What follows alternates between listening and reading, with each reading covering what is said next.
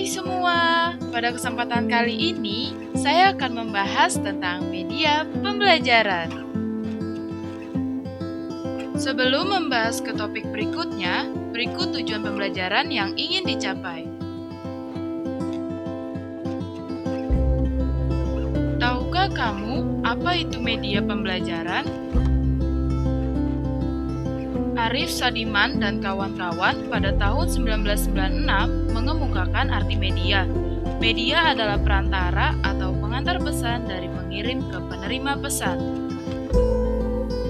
Sedangkan menurut Gagne dan Briggs, pada tahun 1974, media pembelajaran merupakan alat yang digunakan untuk menyampaikan isi materi pembelajaran yang dapat merangsang siswa dalam mengikuti proses pembelajaran. Jadi, media pembelajaran merupakan suatu media yang dapat digunakan untuk menyampaikan pesan pembelajaran melalui berbagai saluran, serta media pembelajaran dapat merangsang pikiran, perasaan, dan kemauan siswa sehingga dapat mendorong terciptanya proses belajar. Ciri-ciri media pembelajaran. 1. Ciri fiksatif. Pada ciri ini menggambarkan kemampuan media untuk merekam, menyimpan, melestarikan, dan membangun sebuah peristiwa atau objek. Sebuah peristiwa tersebut disusun kembali dan dikumpulkan oleh suatu media seperti gambar dokumentasi, film, dan video dokumentasi. Contoh dari ciri fiksatif yaitu sejarah pembacaan proklamasi pada tanggal 17 Agustus 1945 dan masa sejarah penjajahan Belanda terhadap Indonesia. Peristiwa pada contoh tersebut dapat disimpan agar ketika guru membutuhkan untuk proses pembelajaran, maka akan mudah untuk ditemukan. 2. Ciri manipulatif, di mana pada ciri kedua ini, kejadian yang memakan waktu berhari-hari dapat disajikan secara singkat. Dengan adanya bantuan fitur timelapse recording, kejadian yang tadinya memakan waktu sangat panjang, maka bisa disajikan secara singkat. Contoh ciri manipulatif yaitu proses pertumbuhan dan perkembangan janin selama 9 bulan. Dapat dikatakan proses tersebut membutuhkan waktu yang lama. Namun, dengan adanya ciri manipulatif, proses tersebut dapat disajikan kepada peserta didik hanya dalam 5-10 menit saja.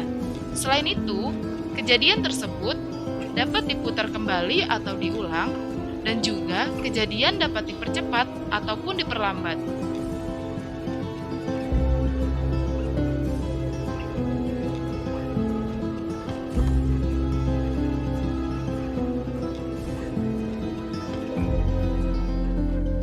Tiga, ciri distributif. Pada ciri media ketiga ini, memungkinkan suatu objek atau peristiwa ditransformasikan melalui ruang, dan secara bersamaan, kejadian tersebut disajikan kepada sejumlah besar peserta didik. Contoh ciri distributif yaitu penggunaan online learning, dan contoh lain dari ciri distributif yaitu memberikan materi pembelajaran melalui video pembelajaran yang berada pada kanal YouTube. Azhar Arsyad memberikan pendapat mengenai manfaat media dalam proses pembelajaran, yaitu sebagai berikut. Media pembelajaran dapat memperjelas penyajian pesan dan informasi. Media pembelajaran dapat meningkatkan dan mengarahkan perhatian anak. Media pembelajaran dapat mengatasi keterbatasan indera, ruang, dan waktu. Dan yang terakhir, media pembelajaran dapat memberikan kesamaan pengalaman kepada peserta didik tentang peristiwa di lingkungan mereka. Berikut contoh-contoh dari media pembelajaran yang dapat digunakan oleh guru maupun peserta didik.